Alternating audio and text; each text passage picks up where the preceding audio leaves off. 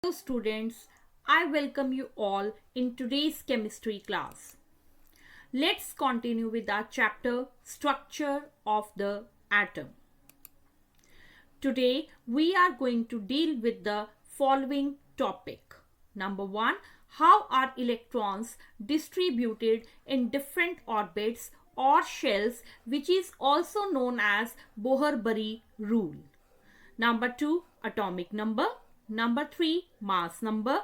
Number 4, table showing composition of atoms of the first 20 elements. Learning outcomes. After the completion of the topic, you will be able to Number 1, summarize the rules for writing of distribution of electrons in various shells for the first 20 elements. Means you will be able to calculate the maximum number of electrons which can be present in a particular shell. Number 2, state the octet rule, according to which an element must have 8 electrons in the outermost shell to become stable. Number 3, you will be able to name the first 20 elements in serial order. Number 4, define the terms atomic number denoted by Z, mass number denoted by A, and nucleons, which are the particles present in the nucleus of an atom. Number 5, you will be able to apply suitable formulae to calculate atomic number, mass number, and number of neutrons. Number 6, represent an element symbolically along with its atomic number and mass number. Means where you will be able to write how an element can be represented along with its atomic number and mass number. Number 7, tabulate composition of atoms of the first 20 elements with electron distribution in various shells. You will be able to calculate number of protons, electrons, and neutrons. Number 8, you will be able to draw Bohr's model for first 20 elements showing the distribution of electrons in various shells. Students, let us revise subatomic particles, which are namely negatively charged electron, positively charged proton, and neutral neutron. Next, Bohr's model of an atom, which we have already discussed in the previous class, according to which an atom has two parts, A, nucleus, in which protons and the neutrons are present, and B is extra nuclear part, in which electrons revolve around the nucleus in well-defined circular paths known as orbits or shells or energy levels. These orbits are represented by the numbers 1, 2, 3, 4 or by the letters K, L, M and N respectively. Each shell or orbit corresponds to a definite energy, and only certain special orbits known as discrete orbits of electrons are allowed inside the atom. While revolving in the discrete orbit, electrons do not radiate energy, but whenever an electron jumps from the lower to higher energy level, it will gain energy. But if it jumps from higher to lower energy level, then it will lose energy. Now coming to today's topic, that is Bohr-Bury rule. The distribution of electrons in the different shells was suggested by Bohr and Bury, and the following are the rules for filling electrons in the different shells. Number 1, the maximum number of electrons in a shell is given by the formula 2n square, where n is the number of the shell, 1, 2, 3 and so on. Students, all of you know that first shell is known as K shell, and by putting the value of n is equal to 1, we will get maximum 2 electrons for the K shell. Similarly, for L shell, maximum 8 electrons, and in M shell, maximum 18 electrons, and in N shell, maximum 32 electrons can be present. Number 2, the maximum number of electrons that can be filled in the outermost shell is 8, which is also known as octet rule. Number 3, electrons cannot be filled in a shell unless the inner shells are filled. It means shells are filled in a stepwise manner. Firstly, K shell will be filled, only then we will start filling L shell, M shell and so on. So students, here we have achieved our first learning outcome, that is, now you are able to summarize the rules for writing of distribution of electrons in different shells. Students, an atom must have 8 electrons in the outermost shell to become stable. This is known as octet rule. For example, neon has electronic configuration 2,8.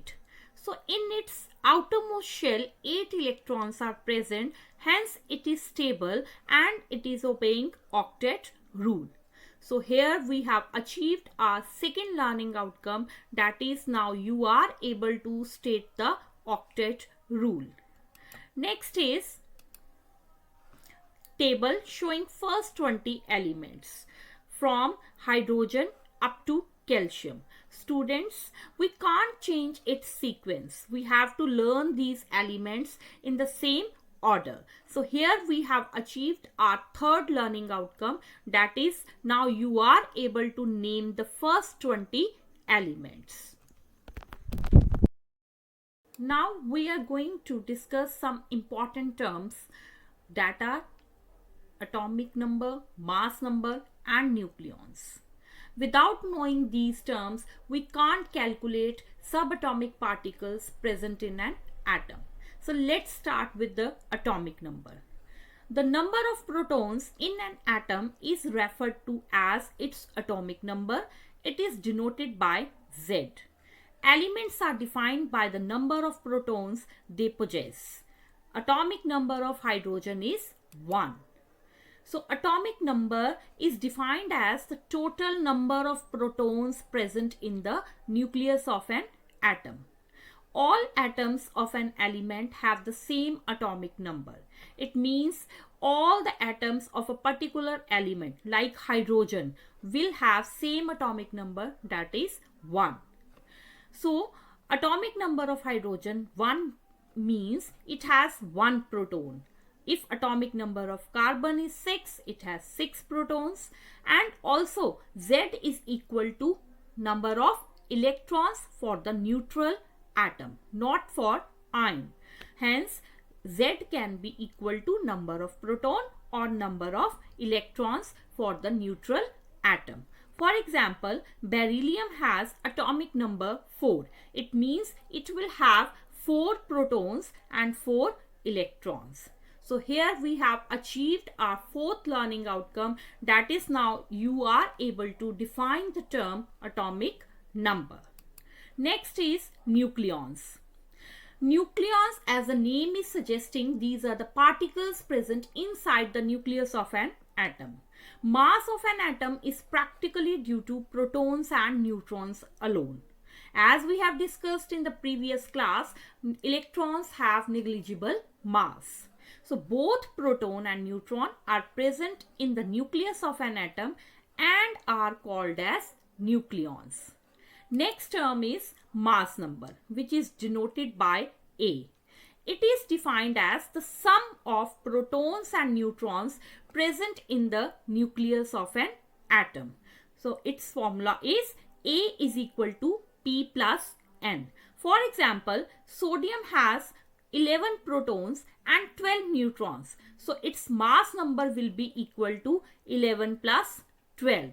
So students, here we have achieved our fourth learning outcome, that is, now you are able to define the terms atomic number, mass number and nucleons. Next is how to calculate number of neutrons. Now we know mass number is equal to P plus N. Therefore, N can be A minus P, or N can be equal to mass number minus atomic number. In case of neutral atom, N can also be written as A minus electron. Next is how are proton, neutron and electrons related. according to the formula of atomic number, Z is equal to P and mass number A is equal to P plus N. Next is numerical. An element has atomic number 7, mass number 14. Calculate number of protons, electrons and neutrons in it. So here atomic number Z is equal to 7, mass number A is equal to 14. We know Z is equal to P is equal to electron. So it means number of proton will be 7 and number of electrons will also be 7. Also, neutron is equal to mass number minus atomic number. Therefore, 14 minus 7 will be equal to 7. So, this element will have 7 protons, 7 electrons and 7 neutrons. So, students, here we have achieved our fifth learning outcome, that is now you are able to apply suitable formulae to calculate atomic number, mass number and number of neutrons. Next is representation of an element.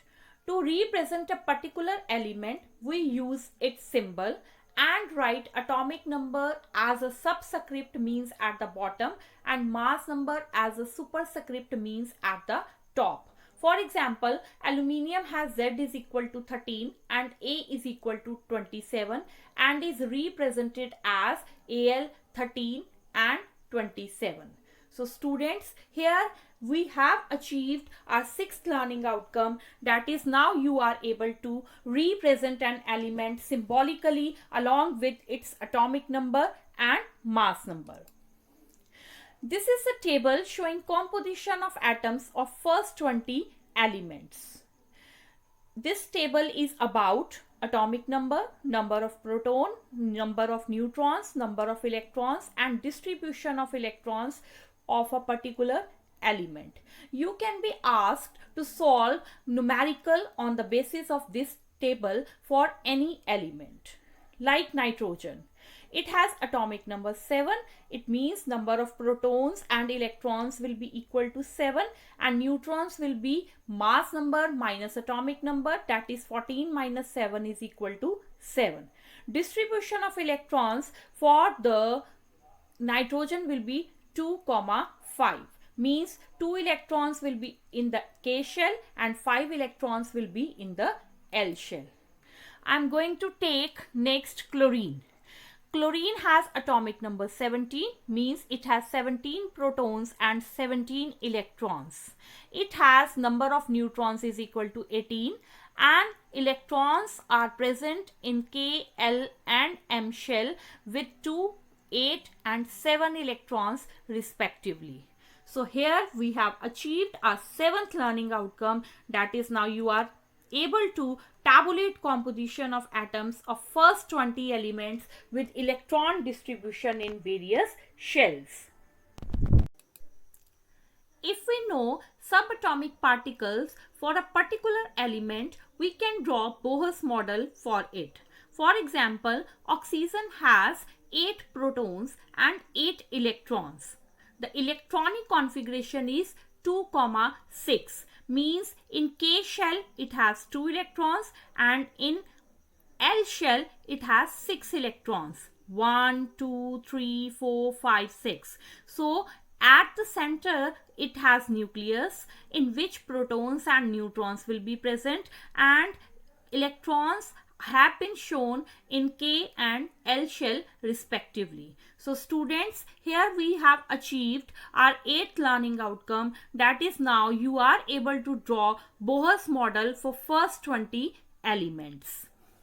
So at the end of the topic, students, now you are able to summarize the rules for writing of distribution of electrons in the various shells. You are able to state the octet rule, name the first 20 elements, define the terms atomic number, mass number and nucleons. You are able to apply suitable formulae to calculate atomic number, mass number and number of neutrons, represent an element symbolically along with its atomic number and mass number. You are able to tabulate composition of atoms of first 20 elements and draw Bohr's model for first 20 elements. My dear students, I am going to send the link of this worksheet. Kindly solve it in your notebooks. Thank you.